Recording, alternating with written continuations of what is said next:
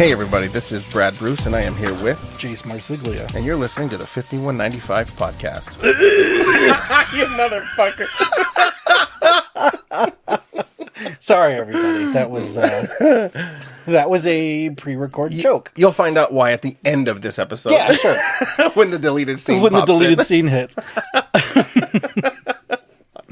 I almost knew it was coming. I almost knew it. And then You knew I was going to kamikaze that opening. I was like, God damn it. Nothing is safe. Nothing is safe. Speaking of nothing being safe, Yeah. we've talked about doing this. This was actually a new idea you had that stemmed from previous conversations we've had in last year's run. Yeah. And we don't get political on this show. Right. We're not about that. I'm sure there's plenty of hot topics we could discuss that people would be like, oh, I'm surprised to hear you guys talk about that. Yeah. No, we're not going to get that deep. But we did notice on an entertainment level, something that is politicized, something that is used as a weapon, and that is the term woke. What is woke? And I think it's become a very fluid term. I think it's almost an overused term. It's way overused because now I feel like it's nebulous. Like I think it's just being used to describe something you just don't like, Yeah. you know, or much less agree with. It's almost lost its meaning. It has, which is a good and bad thing. I like that it's probably getting played out, Yeah. but I don't like that it's used as basically just a way to shit on something Right. that you because don't you're agree offended. with or you're offended by. Yeah. And how it pertains to us as filmmakers, writers, creative types, we don't really get too concerned about it. At least me not. But you start to think about how you are on the air or what you're putting out there when someone says, oh, they just took all the Dr. Seuss books out of a fucking school. Yeah. Because he was a racist. So was Edgar Allan Poe.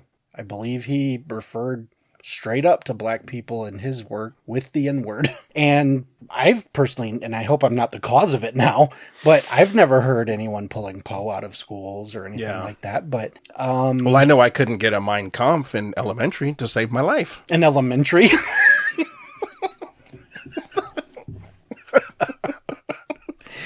But see, even that, Brad and I are not PC. We're not. No, not at all. We take no prisoners. We make fun of everybody And each other and ourselves. and each other and ourselves. And I personally, I believe it's because we grew up in respective decades where comedy was a no holds barred form of entertainment. Yeah. Yeah, it was completely open. Yeah, and we grew up with comedians like Richard Pryor, Andrew Dice Clay, Rodney Dangerfield. George Carlin. Yes.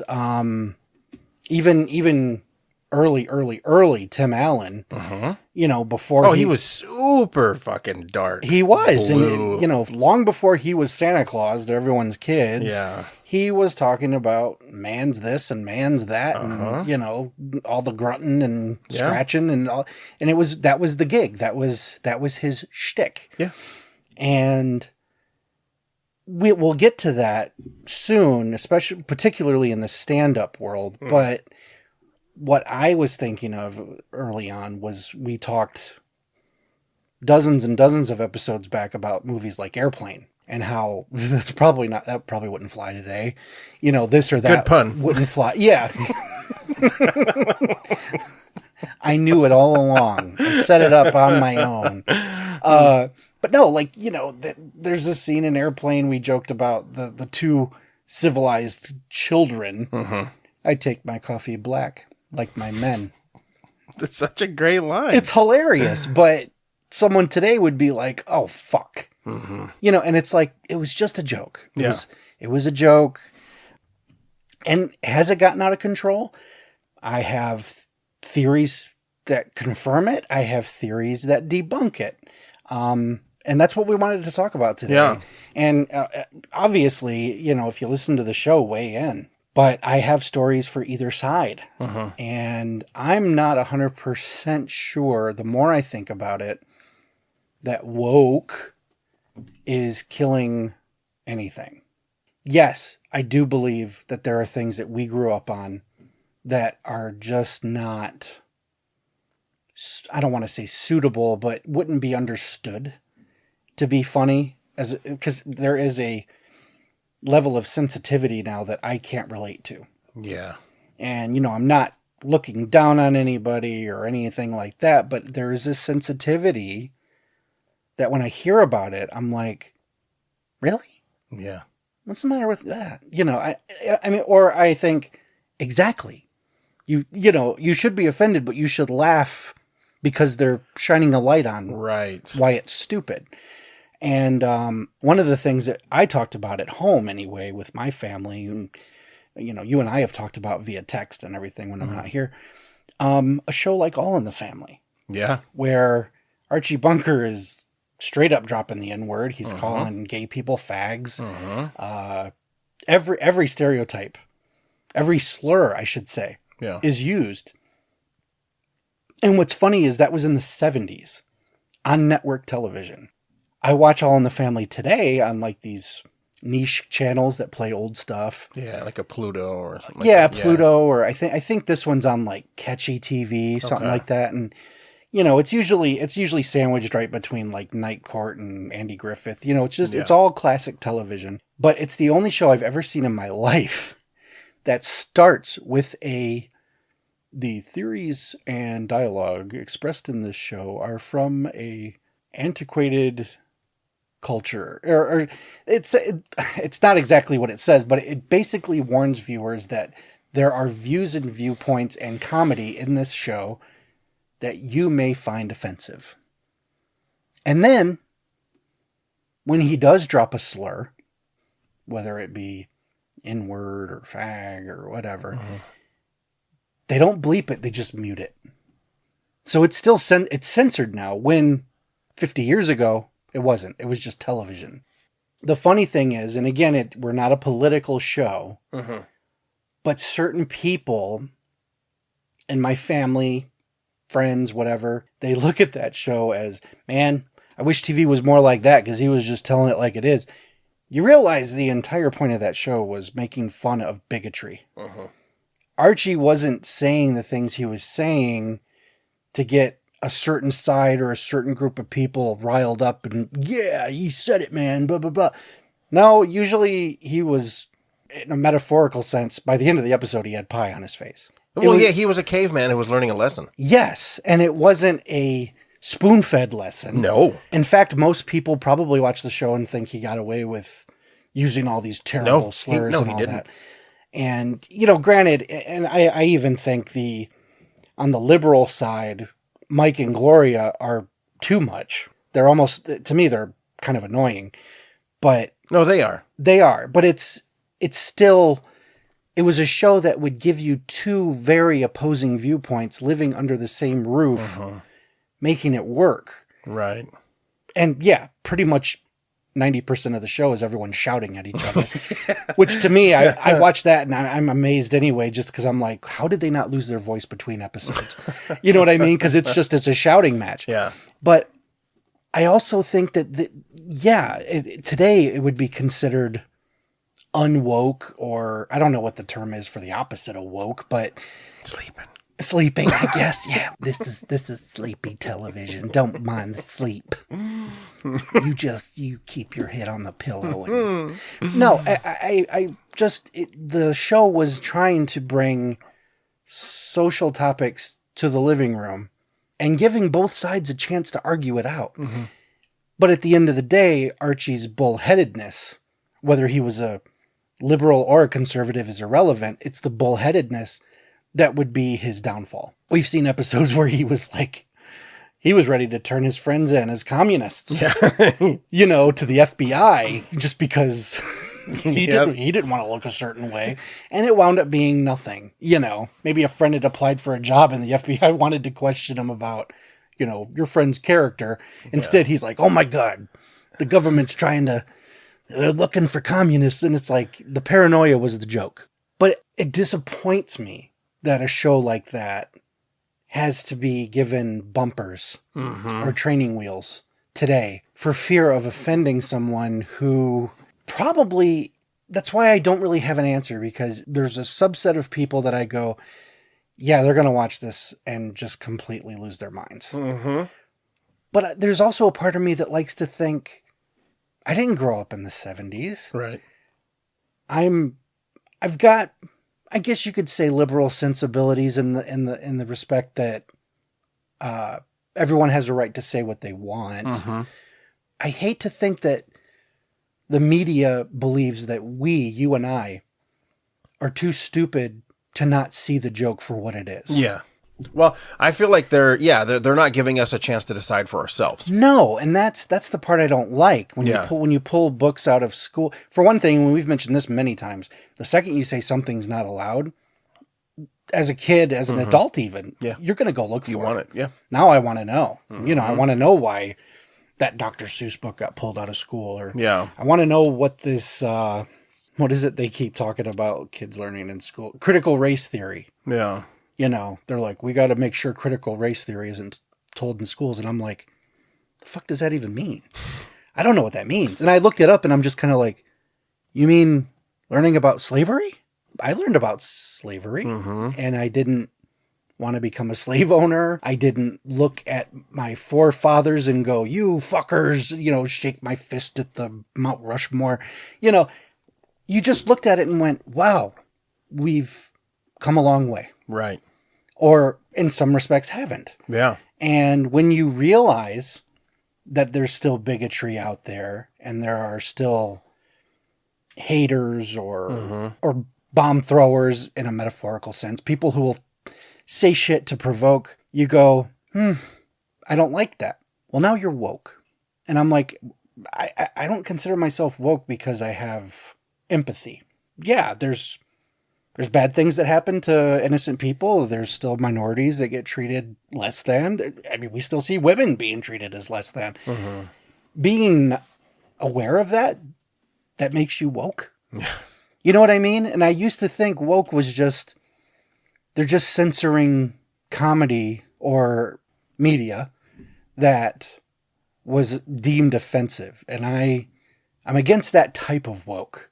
I don't think this goes to our EC episode or whatever. Don't make that decision for us. Right. Don't label something woke to get one side or the other angry. Just let it be and let us figure out what we deem acceptable or unacceptable. And they always hide behind, they're protecting the kids. No, you're fucking not. No, you're not. You're not. You don't fucking care about the kids. No, you don't. And if you did, you wouldn't make it unobtainable to us as adults. Right. Because you're taking it from everybody. Because I think pretending slavery didn't happen or didn't want to talk about it, or the Holocaust. Yeah, I think it's good to know about that stuff so it doesn't repeat. And that's the thing that scares me, because I do have, there are people in my life who are like, I have an idea of America and it's eagles and apple pie and baseball. And I'm like, yeah, that America exists. It does, whatever. But America wasn't perfect. No. And when you say that, people go, you're fucking woke. Yeah. The woke culture got you. And I'm like, no, I read a history book. Yeah. I know how things were, or I have family who experienced it. I've met Holocaust survivors. Yeah.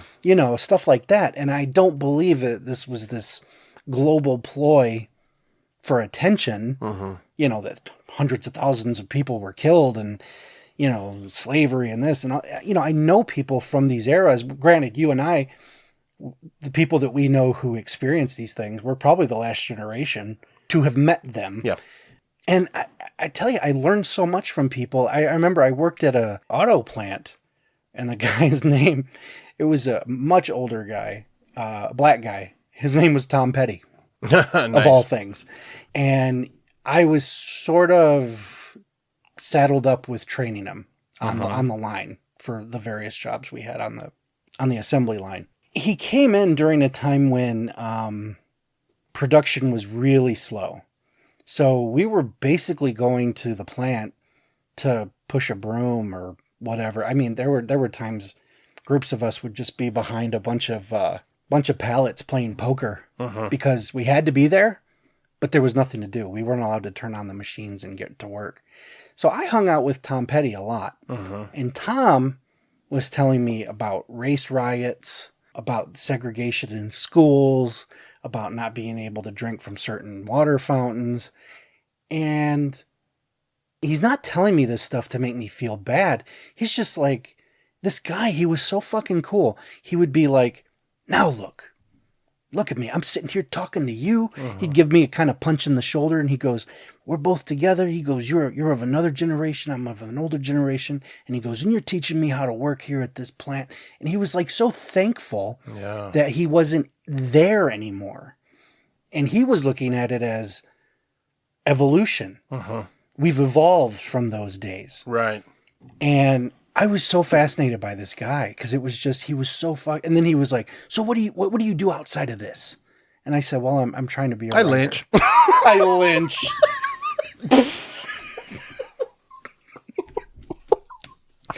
Brad, that was not woke of you. My grandparents owned a plantation. No, he goes, what did you do? And I said, I write. And he goes, what kind of stuff do you write? And here's where I usually go. I write horror. And you wait? And I'm waiting. Yeah.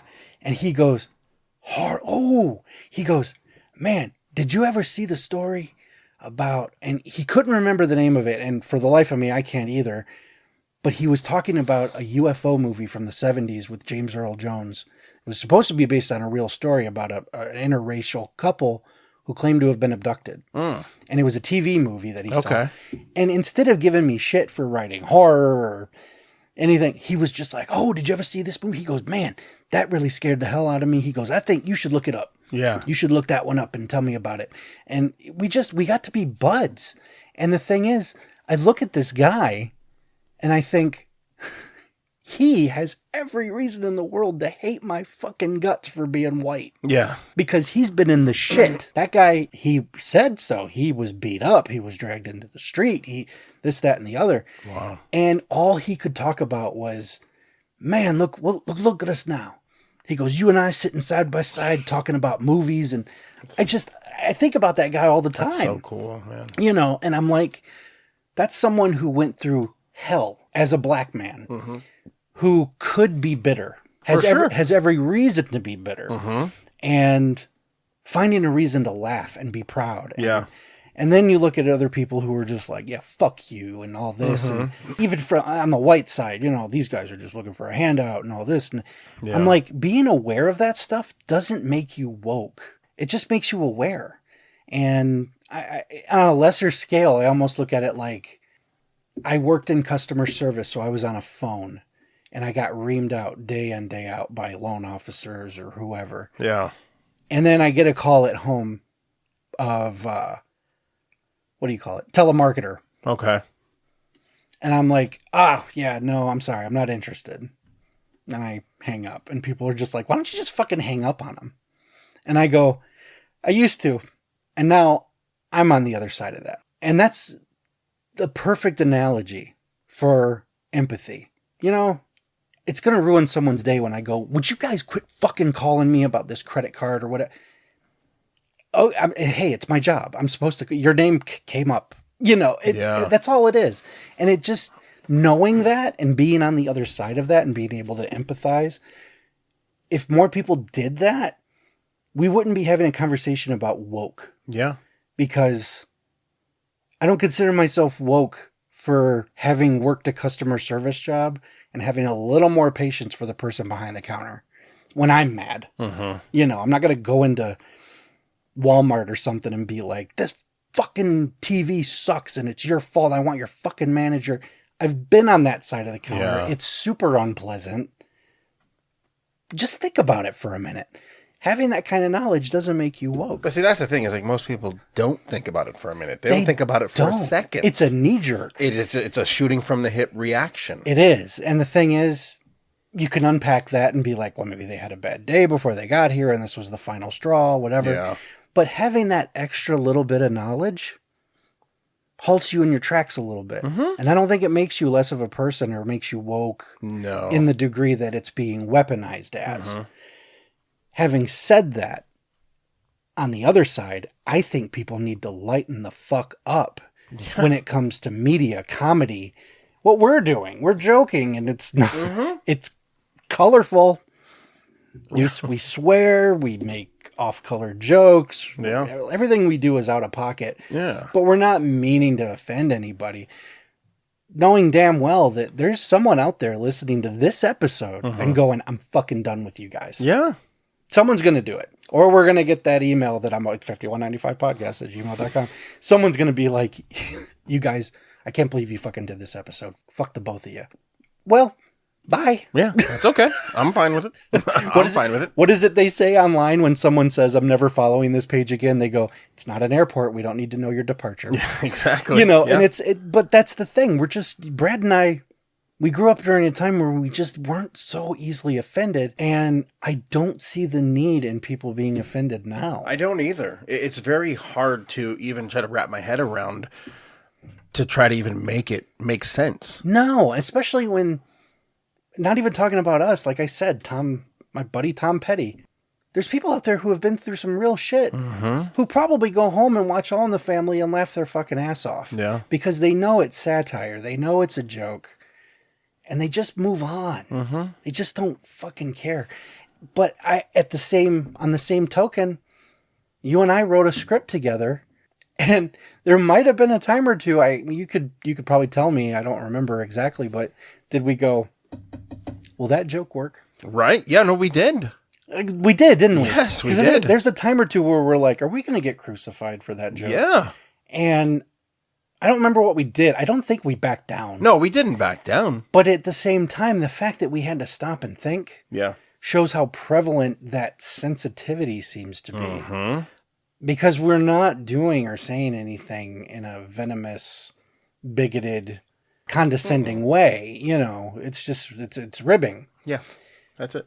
But I think people are getting way too fucking sensitive about this shit. And especially when you're attacking something that's supposed to just be entertainment, you know? Right. And this is the thing, you know, if you're offended, you're allowed to be offended. That's cool. But it's not my problem. No. If you're upset. No. You know, and I shouldn't have to change what I like, how I think, what I'm into, because you're now upset. Yeah. And then I mean entertainment wise, you know, it's like, we do this shit for entertainment. We do. You know, and it's first and foremost, this shit's for you and I. Yeah. You know what I mean? We're having fun, and you know, we're the furthest thing from racists. Yeah. We're the furthest thing from bigots. We're the furthest thing from woke.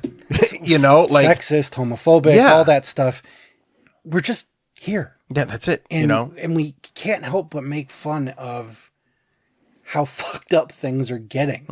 You know, to the point where everyone's so tribal, and you could take everything we're saying and apply it to whatever you're thinking right now. You know, because like I said, we're not going to get political on this show. No, we're towing the line on this episode. People need to, for lack of a PC term, grow some fucking balls. Yeah. You know what I mean? Turn us off if you don't like it, but don't suddenly be like, I'm getting rid of Spotify because they let these guys broadcast. Yeah. And I don't want anyone to hear these guys now. Well, fuck you. Yeah. Yeah. You know, if you don't listen, cool. That is your prerogative. That is totally fine. You know, I could think of 2 or 3 podcasts right now that I listen to or used to listen to where people are literally trying to get it taken off the air because the host is a dick. I'll be Movie the first. Crip? No. I was going true crime. Brad. Okay. Oh, my bad. Yeah, I think the hardcores know who I'm talking about. I'm not going to name names. But they're trying to get the show canceled. And I'm like, you know, I don't like this dude either. Yeah. But the show is extremely informative. And at the end of the day, if I don't like it anymore, I can stop listening. Yeah, that's really easy. Super fucking easy. Yeah. And I don't have to take down the bandwidth that they're cruising in on. You know, I don't have to ruin it for other people who haven't gotten offended or annoyed Yeah. by this, which to me, that's what it boils down to, is you're annoyed. You know, I mean, offense is one thing, but I think someone stuck a stick in your craw and you were like, I want this show to die. Mm-hmm. Maybe you do. Yeah. Great. Proud of you. Nobody else needs to, you know, even if there's 5 of you, fine. But turn the dial. Yeah, there's so much more entertainment for Turn you the fucking dial. that you could be listening to that Exactly. fits your personality, your tastes. It does. And that's the thing. I mean, I'll never understand the whole, if I don't like it, no one should hear it, or no one should watch it, or no one should read it. Yeah. If you, for one thing, how pompous of you to think that your opinion matters above everyone else's. I'm sorry. You know, I don't listen to fucking Joe Rogan. Okay. He's controversial. He says what he's thinking. Great. I don't listen to it just because it's not really my thing. It's got nothing to do with him. It's got nothing to do with whatever sponsors he's got. I don't need him off the air. Right. I don't need to take this guy's livelihood. And the thing is, that's the other thing. I think there's a big difference between being offended, being woke, da-da-da-da-da, and people spreading misinformation. To me, Definitely. that's dangerous. And even then, if you know that what they're saying is bullshit, same rules apply. Turn around and go get your info from someone else. If you're one of those people, and I hate these people too, who need the news or their entertainment to fit a narrative, that's you trying to streamline something that wasn't made for you. Right. Turn the fucking You don't dial. get the right to do that. Change the fucking record. Yeah. You know, I just, to me, I don't have any patience for that shit. No. So, I mean, I'm one of those guys who, again, I can speak all day about how people need to grow some balls and all this shit. But at the same time, I'm one of those people about certain things, and I have no problem just living my fucking life. Yeah. You know what I mean? You know, no one's going to like everything. Right. It's impossible. Extremely. It'll never happen. No. It'll never happen. And you know what, though? That's okay. It is. And that's good. It is, because that's how you get new shit. Yes. That's how you get change, Yeah. and that's how you get variety. Because if we all like the same shit, we would have the same baby food fed to us, as Lloyd Kaufman says. It's baby food. And I don't want baby food. No. You know, especially people like you and I who are into horror, that is such a reviled genre. Granted, yeah, horror's come a long way, but there's still people out there that are like, why the fuck do you contribute to that? Yeah. And I'm like, because it's cool. That's why. because That's exactly why. I Yeah. like it. You know, that's when I go, so if it gets made, I shouldn't expect a ticket from you. Right. You know what I mean? Right. Like, right. I don't fucking care. I'm going to do it for me. No one's getting hurt. I'm not setting out to hurt anybody, but it's like, if you don't like it, I'm cool with that. Yeah, that's okay. I'm not judging you. I'm not angry at you. I'm not trying to convince you to like what I like. And there's filmmakers out there that don't like it either, who are going, well, I'd rather do this. Well, now you got a new comedy. Yeah. Or now you got a new courtroom drama. These are people who probably don't like horror. They're going to go out and make a new Star Trek or a fucking whatever. You know, the fact that there's people that don't like this breeds new creativity. So stop banning it. Otherwise, you're going to get factory sameness. And nobody fucking wants that. If it ever gets to that point, God forbid, it probably never will. No, it won't. You're going to look back and go, wow, everything we had was so progressive. Because it was. We were always moving forward and trying to create new things. Yep. The second you put a stop to one thing or many things and it turns into a snowball effect, you're going to get stuck with one dumb, boring, plotting thing. I personally can't abide. Yeah. No, same. As a creative type, I can't stifle other people's creativity Right. any more than I can stifle your dislike for something. So, And it's weird because, it's beaten into our heads that it's wrong and it's bad. You know, they got this platform now with social media where everyone has a voice, which is fine. That's okay. it's a huge soapbox. You know, yeah, that's okay. But it's also like, well, don't get upset when I don't buy into it. Sure. You know, like, and, you know, don't get upset when I don't challenge you and want to start an argument with you over it, because I don't want to do that. You know, I'd rather be like, hey, good luck on your cause.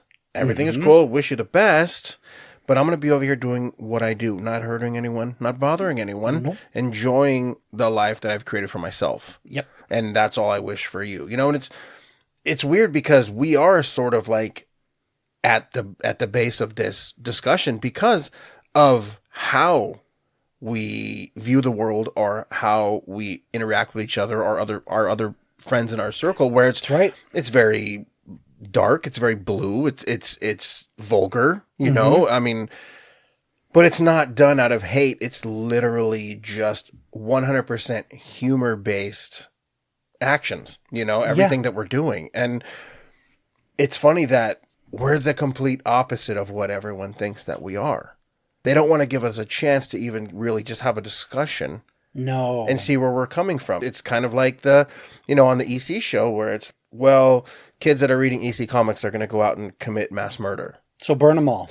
Get rid of them, you know? And it's like, that's the same thing where, you know, I've watched thousands of movies and it's never inspired me to do anything but watch more movies. That's it. And then become a part of that, you know, thing that I love so much, you know? So it's like, it inspired me to contribute and to join something that I feel like, you know, a lot of people want to do, but they don't have the guts because of repercussions for not being able to be true to themselves. That, or just the fear of rejection, which is a big deal. These are things you got to get over.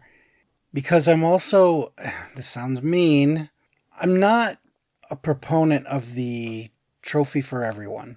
Me neither, man. Because there's nothing wrong with, even as a little kid, losing. You don't need a reward for everything you do. No. Because I never looked at, you know, and the thing was, I never joined teams. I was never a team player in any sense of the term. But I was a Sandlot kid. Okay. So me and half dozen of us in the neighborhood would go to somebody's backyard or an open field and play baseball. I can't tell you how many times my team would lose. And you just laughed. You know, nobody got into a scuffle. Nobody fought. Nobody expected something out of it. And the winners didn't get shit. Right. Because we were just playing because it was fun. So this whole idea of, well, we don't want to hurt this kid's feelings. Well, that's fine. And the kid's allowed to be crestfallen. Oh, man, we could have, you know, not that a 5-year-old's, you know, but these kids, these kids are going to kick rocks and they're going to be pissed and, you know, okay, take your kid out for ice cream and tell them you did a good job. You did as best you could. You don't need an award for that. Just throw your kid a fucking pat on the back. Yeah. It's your job. It's your job. It's not our job. It's not society's job. It's not society's job. It's your job to look at your kid and go, you win some, you lose some, buddy. And you did what you were supposed to And do. here's the thing. We're authorities on this because we're fathers. We are. And that's the thing. My kid, I don't think he got any kind of trophy. I mean, he did Little League, like T-ball. I don't think they did the trophy thing that I kept hearing about. I've seen it, but I've never experienced it. And, you know, he came back the next week and played again. Yeah. Because he didn't give a shit. You know, and the thing is, he knew after the game we were going out for ice cream. Yeah, because that's the thing is, like, you know, it's part of the things kid have to experience. be stripped away and to really get to the heart of it's a game and it's there to have fun. That's it. You know what I mean? Don't put all of this bullshit on it. And I think, and personally, I think that's partly due to the organized sports of Little League and all this. Yeah. I think they get pressured. This isn't the big leagues. Right. You're not making money. Right. So all of these yahoos in the fucking bleachers going, hit that fucking ball. What? Do what I showed you. Blah, blah, blah. You know, the soccer moms and dads and all this. Shut the fuck up. Your kid is going to be a kid for like a blink. And it's over. Yeah. Would you just let them be a fucking kid and enjoy themselves? To me, that ideal sounds like something that would be considered woke. Yeah. No, my kid needs to fucking have the discipline and run the bases as fast as you can. No, sit the fuck down and let them be a goddamn child. Yeah. You know what I mean? Because it's going to be over and you're going to have a ball of anxiety as a kid for the rest of your fucking life. And that's not giving them trophies for participation. Right. That's just because you fucking bullied them in a game. Yeah. Yeah. You know what I mean? Yeah. Sorry, you didn't make the big leagues, Dad. Crack your bud and sit the fuck down. You know what I mean? Yeah. It's shit like that gets me riled up, where I'm looking at these kids like, you're taking memories from them. This could be a cool moment. Even losing could be a cool moment where they're just like, you know, kid, I'm fucking proud of you. You did everything. I saw you chase that ball. I saw you miss the ball in the outfield. You turned around, grabbed it, threw it. Yeah. You know, you're supposed to hype your kids, man. You know, you got to give them the confidence to be able to take a loss. Yeah. And just shake it off. Cool. It's just a game. It's just And I think maybe that's why, you know, you being a Sandlot kid and playing those games are probably more memorable, and you look back very fondly. They were. Because of that. You That's know, there the wasn't thing. no one yelling at you like, you have to win, otherwise you're a fucking loser, dude. No, Like, we just suck. we were outside playing. Yeah. And the thing was, my brother Justin, he was in Little League. And I would go to the games to cheer him on and shit, but I would people watch. And I'm sitting here going, I wouldn't put up with half of this shit. Yeah. You know, and I'd feel bad for him. And I don't know how much of it reached him or whatever, but it was just one of those deals where I'm like, this doesn't look fun to me. Yeah. This doesn't look fun. Me out in the backyard, kicking dust, wondering if that ball went through somebody's window. You know, those were the adventurous, fun times for me. And it was because it was a game. Yeah. You know, and whether you won or lost, you and your buddies were like, that was fucking fun. Let me grab my bike. I gotta head home. Yeah. You know, it was just so laid back and easy. Whereas, you know, we're taking so much from kids today by coddling them. And, you know, I'm not saying coddling your kid is a bad thing, whatever, but to a degree, you gotta let them live life, man. You gotta let them experience disappointment. They can't have everything they want every minute of the day. Right. Otherwise, they're going to expect it as adults and just expect handouts, and that's a whole nother thing. Yeah, and then if that happens, then they start attacking things that make them sad. Because of the sensitivity And that they're was instilled offended. in them. Then they're offended by everything. And that's when you start losing things. Yeah. That's why we can't have nice things. Yep. And that's the big part of me that's like against the woke thing. Yeah. You know, if I could say that. People forget is there's a caveat. There's always a caveat. And that is the caveat to being woke in that regard, the offensive regard, the everyone needs a trophy regard. You're breeding the type of people who can't handle things. Yeah. They just can't handle it. They can't handle a difference of opinion. They can't handle. And these are going to be people that are running the country soon. That's what's scary. And it's just like, come on, man. You need someone who's A leader, strength. a leader. Because you know what? Not everyone can be a leader. Not everyone has that mindset to really pick everyone up and say, let's fucking do this. Yeah. And that's You know? the thing. I think you need the empathy. You need to be able to see the other guy's point of view. And in the other hand, you need that callousness where you were like, I know what it's like to be beaten down. I know what it's like to wonder if I'm getting a meal today. I know what it's like to lose. And if you've got both of those, to me, you're a full human being. Otherwise, you're 40, 50 years old and you still have training wheels. Right. And The world is not a level playing ground. No, it's not. And you have to be prepared. Yeah. And, you know, I know it's a more serious episode, but it behooves us as entertainers, as podcasters, as fathers, to come out and say shit like this because, you know, it's part of our livelihood. That, Exactly. You know, especially for guys like Brad and I who write scary, fucked up shit. Which, I mean, we're students of Carpenter and Romero and people who nuzzled points Yeah. into the horror. Yeah. Or even Bob Clark or Mel Brooks, for the comedy side. For the comedy. The dark. Because, I mean, again, it's like I write stuff that's very hard R. Yes. When it comes to, the comedy horror stuff that I've done. And, it's like I'm writing what I'm into. And that's what I've always been able to do on any level. I'm only going to do what I'm into. So that way the people like me are going to get it and they're going to appreciate it. I'm not trying to please the masses because it's fucking impossible. It's fucking impossible for one, but it's also, you and I are not unique. Yeah. There's dozens, hundreds, millions of us with the same sense of humor. Exactly. The same upbringing, same taste in film. Yep. Who are going to latch on. Everyone else, there's plenty out there for you too. Mm-hmm. You don't have to shut down this thing. Right. Because you don't like it. Mm-hmm. And again, I think that's arrogant as fuck. It is, man.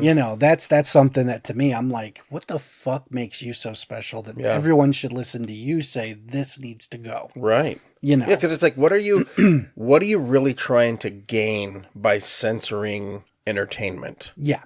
Or history. Yeah. I'm sorry. I mean, America has warts. Mm-hmm. I'm going to get in trouble for that. But no, it's true though. Like it's not paradise. You're not mudslinging. You're speaking facts. You're speaking facts. There's so many people who are struggling paycheck to paycheck. There's people living on the street. There's people trying to keep the roof over their head or the lights on. Everyone's going through something. Everyone's going through something. And it's not up to us to look back and go, you know what?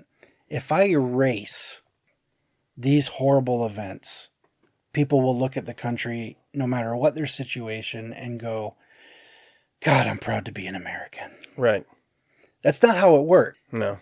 In fact, most people aren't even thinking about being American. They're just thinking about getting through the fucking day. And it's why whitewash, for lack of a better term, our warts. Learn from them. Yeah. Okay, we fucked up here.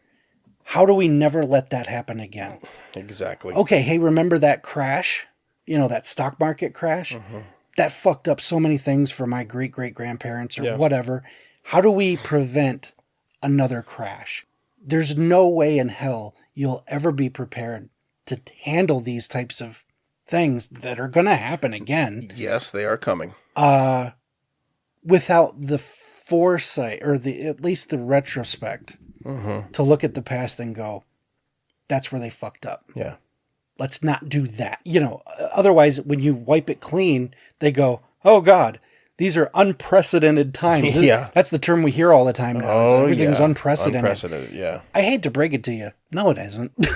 It's not. It's not. It's not. Oh God, we're pissing off Russia and all that. Hey, remember the 80s? Remember the 60s? Remember 70s? the 60s? The 50s? Cuban Missile Crisis? Yeah. Remember when you had to duck under your desk because we're always on the brink of destruction. Yes, world destruction. And, it's never happened. Never happened. Bad shit happens, and that's terrible. We had relatives that were told, if you hide under your desk when the bombs drop, you'll be fine. Yep. As the guy in the meme says, well, that was a fucking lie. You know what I mean? But it's like, you can look back, and like I said, I mentioned at the top of the show, All in the Family. Mm-hmm. There are arguments in that show that I'll look at my dad and go, we're still arguing about that. It's 50 years later. It's like this shit does not go away. It doesn't go away. So just learn from it. Clearly we haven't. No. But maybe someday I'll break that, what we call the generational trauma, and it is okay to laugh at dark, vulgar shit. I'm sorry. I'm one of those people, you laugh to keep from crying. Mm-hmm. Yeah. Because things are so fucked up. I'm going to tell a story. And this is going to be... this is going to be fucked up. Okay. So, and this is just my personality. Okay. I had a friend who had cerebral palsy. Okay. Really good dude. Mm-hmm. He wanted to be a writer, and I was definitely championing his creative process on that. And, we hung out a lot, and it was cool, but I started noticing little things about him where he was used to being coddled because of his condition. Sure. And I'm the type of person where I can like look past that shit and treat people as an equal, as you're a person.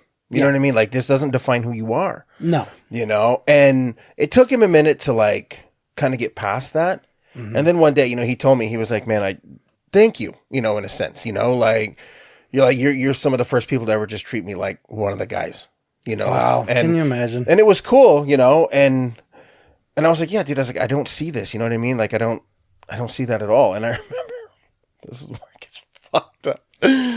But we were at some place, and we got out of the car, and there's like a little ravine.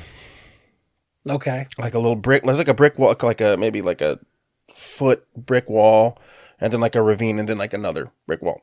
So okay. maybe it's about a foot gap. Sure. And we jump over it. Mm-hmm. And he's standing there looking at it. And I'm like, but don't do it. Just walk around. Like, you got nothing to prove. Just walk around. Yeah. He's like, oh, fuck you. I can do it. And I said, look, bro, you do it. And I laugh. I'm the bad guy. Right. And he was like, nah, you know, I can do it. And I was like, okay, all right. He fucking makes the leap. Foot catches. Boom. He goes down. Yeah. I laugh. As I'm laughing, I look up and there is a woman staring at me, laughing at the guy with cerebral palsy that just fell down. Yep. You know, and she was horrified at me. You know, but I was like, that's just my friend. You know what I mean? Yeah. I'm not laughing at a guy with cerebral palsy. I'm laughing at Bob. Yeah, exactly. You know what I mean? And I pre-warned him. Yeah, and he's laughing too. Oh, you fucking dick. You know, like he gets up and like he comes up and he's like fucking punching at me. He's like, you son of a bitch, you know, and like that's who I've always been. You know what I mean? Like I've always been that person, you know, like even like in school, I guess the nerdy group or the, you know, whatever it was. I never really was like one of these people where I would make fun of someone or bully someone. I liked everyone. Yeah. I really was interested in everybody. And you ribbed people in your circle. I definitely ribbed people in the circle. You know, that's earlier when you're like, I lynch. That joke wasn't to make fun of black people. That was to make fun of me. Yeah. You know, for the story I was telling. Exactly. And I just laughed it off. Fucking, you know. Because, I mean, it's coming from a place of humor. It is. And comedy. I mean, there's not a racist bone in our body. Nope. I truly believe we would be probably two of the first people to stand up for that shit if we saw it happen. Absolutely. Fucking hate it. You know? Yeah. No, I do too. You know, I've got no time or room for that kind of bullshit. Not at all. You know, not at all. But again, going back to your story, that guy was happy that you fucked with him because he was, because he's probably used to being in a bubble. Yeah. Where don't say anything, don't look him in the eye, don't make fun of this, don't make fun of that, and he just wants to be treated like everybody else. That was it, man. Because I think it alienates people more when you're treating them as something, as their condition, I should say. Yeah. And they just want to forget about their condition and be a person, you know. Exactly. So, yeah, you were doing that guy a service. Yes. By being a bro. Yeah. You know. But and that's what he was. He was our bro. Yep. He was one of the guys. And to the outsider who saw it, you're a fucking monster. Yeah. That's just funny to me. I do have a question for you before we sign off. Okay. And this one's I have an opinion. Okay. Boy, do I have an opinion. Sweet. How do you feel about Jerry Seinfeld's insistence that woke has completely ruined comedy? Because I know you're a Seinfeld guy. I'm a huge Seinfeld fan. I am. I don't agree with it. I don't either. I don't agree with it. I'm surprised to hear you say that. Yeah, I don't agree with it. Because you and I both love offensive humor. Yeah. And it's still very prevalent. It is. And some of our favorite people are the Kevin Smiths, you know, and the, like... Oh, I mean, what's his name? The fuck is the guy's name? American Pie. Not Jason. No. Well, just like, let's just even say like the American Pie series. Oh, yeah. Yeah. You know what I mean? Super offensive. Right. Super very vulgar. I mean... Hypersexual. Yeah. One of mine, and they even responded to this. It's Always Sunny in Philadelphia. Okay. 13, 14 years of the most out of pocket humor. You know, one of the things Jerry had said was they had a joke on Seinfeld about Kramer using homeless people for work because they're outside anyway, Jerry. Which is funny. That is funny. But he goes, that would never fly today. And I'm like, I think it was Rob McElhenney from It's Sunny who goes, yeah, it would. Yeah. Because on his show, Rickety Cricket, the homeless guy, he started as a priest, and right now he's like a toothless beggar who's been in jail numerous times because of everything they've done to him. Yeah. It is so much worse. I mean, I think than maybe what Jerry was saying. Maybe Seinfeld just sort of drank the Flavor-Aid. Maybe. And maybe it's like, oh shit, you know, he believes it. Well, he also had, to my understanding, was it a shit show at a college? There was something to do with like a college where either they didn't want him to perform or so, I forget. Okay. It was something to do with that. And he just goes, we can't even be comedians anymore. And I'm like, most of the comedians I watch right now are fucking offensive. Yeah. I still watch Sarah Silverman, and she's still doing jokes about the Holocaust. She's still doing jokes about abortion. You know, like, this is Take No Prisoners. One of my favorites right now is this guy. He did a bit during one of his stand-up shows making fun of Eric Clapton's kid. Even I went, oh my God. Yeah. You know, I was like, I can't believe he just fucking went there. I didn't jump out a window. Yeah. Ooh. Yeah. I saw. Yeah. Oh boy. Yeah. Sorry. Yeah. I saw what you did. I saw what you did there. Anthony Jeselnik. Oh, okay. And he has gone on record as saying comedy needs a bad guy. And that's most of his jokes. The punchline is horrible. You know, he's got an entire set about dropping babies. I've never held a baby to completion. I think the joke even started with like a jab at woke, where he was like, man, people are so sensitive today. He goes, God, they're just ready to spaz at the drop of a hat over stupid shit. And he just kind of goes, for instance, have you ever dropped a baby? He goes, people lose their minds.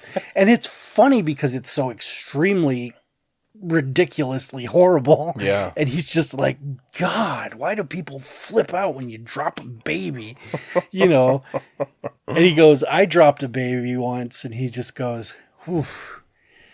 Man, he goes, I had to run down 6 flights to catch it. You know, something like that. And I'm like, to me, it's dark as fuck, but it's funny as fuck. Yeah. It is so fucking funny to me. No, you know what? About Seinfeld, I was a fan of the show. I knew he was a stand-up. He wasn't my style of stand-up. Mine either. Okay. I do like observational comedy. I do too. But and that's something else I wondered too was, you know, because I've never found him particularly funny. But it's that type of humor that I don't like. It's not so much him, but like the whole, I poured myself a bowl of grape nut cereal. There's no grapes. There's no nuts. What is the deal? Yeah. I just don't get it. I'm like, yeah, okay. I see what you're doing. It's just not funny to me. Yeah. 30 years ago, it probably tore the roof off, you know, and that's how he got his show and all this stuff. Maybe that generation's just not into that anymore. Because I gave it a lot of thought, and I'm like, would the new generations give a shit when Gallagher came out with the Sledge-O-Matic? They'd be like, I guess it's comedy that he's bashing fruit. You know, it's just, there's lightning in a bottle moments. Yeah. And I'm worried that Jerry maybe didn't have a set that reached that audience anymore. And now is like, oh, they're just woke. Yeah. Woke culture ruined comedy. And I'm sitting here like, I don't know any comedians right now who are woke. Like, I still laugh pretty hard at really ribald, fucked up shit. Right. And I'm like, and it's everywhere. It's Yeah. I can thumb through Instagram right now and find a dozen different comedians that I follow that are telling some really fucked up jokes. And I don't think comedy has suffered at all. No, it hasn't. I mean, and even too, it's like I said, I like the Seinfeld show for the specific reason of that it is literally, and I said this before and I'll say it again because it's what it is, and so is Curb Your Enthusiasm. Yeah. It's literally a show about nothing. Mm-hmm. And I think right now, or even when it was on, I think that was cool because it wasn't like hot button topics. They weren't tackling shit. So no. You were actually able to just escape and watch these people get themselves in situations for no fucking reason. That they could have easily not. For no reason. Right. You know, and that's what I love about Curb because it's more of that hard R version of Seinfeld. Oh, sure. You know, and again, it's also I relate to that shit because, you know, there's so many people out there that just do stupid shit, you know, and I know that as you get older, I'm speaking from experience. When I was younger, I would just laugh it off and be like, the guy's a fucking moron. As I'm getting older, it's almost like I need to like tell you, like, you're doing something dumb. Like I've been in those situations where it's like, what are you doing this for? You have a driver's license? Yeah, you're fucking insane, you know? And so it's like I like that shit, you know, where it's just a show of nothing. And I can just get lost and just enjoy something that I relate to. It's sort of like petty humor. Extremely petty, extremely egotistical, extremely full of itself. You know, and again, I genuinely do love that shit because it's like, you know what? The world sucks enough as it is, you know, and it's like, it's okay for me to like this and you to not like it. Mm-hmm. And then there's things we both love, you know, and it's like, that's cool. Yeah. You know what I mean? And the fact that you're still watching Curb proves that there's millions of people who still find that funny. Oh, yeah. Meaning nobody's so offended that the show is ending because it was losing ratings because everybody's woke. Yeah. Well, it's funny. He actually said it's ending because who wants to see a fucking 80-year-old guy do this dumb shit all the time? That's the thing. It's the same with Seinfeld. They were just like, I'm ready to go. Yeah. Yeah. You know, and it's funny because, you know, Jaime, he loves it just as much as I do. Mm-hmm. So we can literally like say just one thing and we know exactly where it's from. Oh, same with my uncle. Yeah. Yeah, my uncle was a huge Seinfeld fan. Yeah. Well, I meant Curb Your Enthusiasm. Yeah. Sorry, yeah. But the whole me too. I love Seinfeld as the well. Larry David verse. Yeah. The LDU. The LDU. Same thing. I'd go to their house. Someone would say something from an episode and they'd all laugh and I'd be sitting here like my eyes go in two different directions and I'm just like, I don't know. What, you don't watch Seinfeld? And I'm here's it. This is a perfect example before we go. You said you didn't like it. It's just not my humor. I've never browbeaten you. No. To fucking, like, what's wrong with you? You've given me more shit for liking Marvel movies than... But see, that's just like a running joke. It is a running joke. You know what I mean? Like, it's just a running joke. But like, it's never been... Funny. It's never been, how are we buddies? You don't laugh at the same shit that I do? Exactly. No. And here's the thing. Like, and, you know, I'll be honest with you about the Marvel movies. I don't know. To me, it's there with Gummo. I don't know where. No, but it's like I don't see them as bad movies. I'm just like I don't know A, where to start, and B, do I have that much time on Earth to watch all of this stuff? No. Like you got it under your belt. You were basically, you know, ground floor, going movie to movie. Yeah, yeah. You know, and it's like I kind of was. Again, I'm not like a big superhero guy. Sure. You know, I'll even tell you this. After, and I know this is so off topic, but after Infinity War and all that, the big ending. Yeah. That stuff became so oversaturated that I took a couple years off. Really? I'm just like, I can't anymore. I can't keep up. Yeah. I can't keep up with this. The output's too big. To the point where I think as we're recording this, was it yesterday that Deadpool and Wolverine came out? Mm-hmm. And I'm like, did I watch everything to get prepared for this? You know what I mean? Because apparently it's going to be like an Easter egg hunt. And that's the thing is like, if I go see it, I'm not going to know jack shit. You'll probably enjoy yourself because of the jokes. It'll just be funny. I'll appreciate the crude humor. But you'll probably be one of those guys like when I went and seen Lord of the Rings where people are going to laugh or cheer and you're going to be like, what's going on? Well, who the fuck is that? Yeah, what's happening? You know what I mean? And it's fine. I think it's almost funny. It is. I think that's almost a funny thing. Well, we had a whole thing about Lord of the Rings where I was in the crowd like everyone's jizzing their fucking robes right now. Yeah, I'm like, what's going on?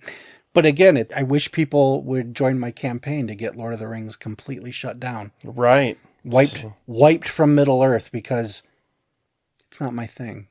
And that's very woke of you. I don't think anyone should enjoy it because I don't. Yeah, at the end of the day, I'm sure they don't. They're just like, I can't admit the truth, so I'm riding this fucker till the wheels fall off. I'm sorry, Tina, but I think the world would be better without Harry Potter. Oh, shit. Oh, shit. You just offended Jaime. You just... I did. No, I and that's okay. That's okay. You know You're allowed to be offended. You know what I can do? Not fucking watch it. There you go.